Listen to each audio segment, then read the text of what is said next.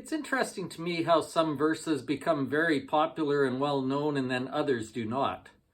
For example, Galatians chapter 5 verses 22 and 23 gives us the list of the fruit of the Spirit, a really well-known passage. It says, when the Spirit of God is living in you, here are the things you should find. It says the fruit of the Spirit is love, joy, peace, patience, kindness, goodness, faithfulness, gentleness, and self-control. And so over the years, I've heard lots of sermons about those qualities, about how they should be growing in us, how the Spirit of God makes those things develop in us. And so Galatians 5, 22 and 23 is a really well-known passage. But did you know that there's another similar passage in the book of Philippians? A passage that tells us what we should expect when the Spirit of God is living in us. A different set of qualities that should be growing. A different set of things we should be experiencing. I don't know why the Philippians passage is not as well known as the Galatians passage, but it should be. And so this week we're going to have a look at it. We're going to look at 5 qualities that you should be growing in or living in or enjoying, because they are the blessings of Christ that he gives us when we walk closely with him. The sermon is called Abundant Life, Finding and Living in the Blessings of God. I think it'll be really encouraging. It'll be a good reminder of who God is and what he gives us. I think it'll be encouraging, and it's a lesson that a lot of people need because they don't understand what the life we're living is supposed to look like.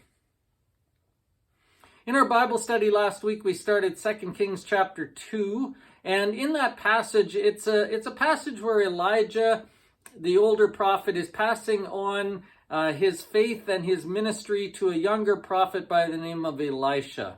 And it's an interesting study on how to pass ministry along, how to pass faith along, how to transition from one generation to the next, all of which are things that the church should be concerned about, that we should be concerned about as individuals, because it's our job to pass faith along to the next group.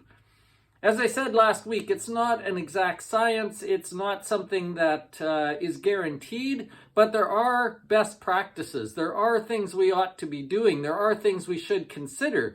There are ways to go about it.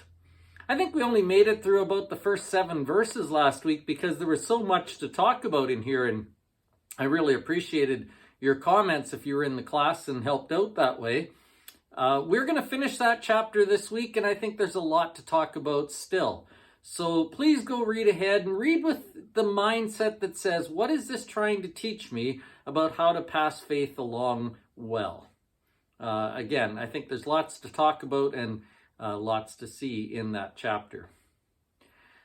The first snowfall of the year has hit, and so that's changed a bunch of things. Changed the clothing we wear and the things we're doing and the things we plan to do possibly. But it hasn't changed the fact that Sunday morning we'll still gather together. Sunday morning is still going to be warm and good. And I think we've got lots of good things to share once again this Sunday. It'd be a great Sunday to invite someone. I'm really looking forward to seeing you there.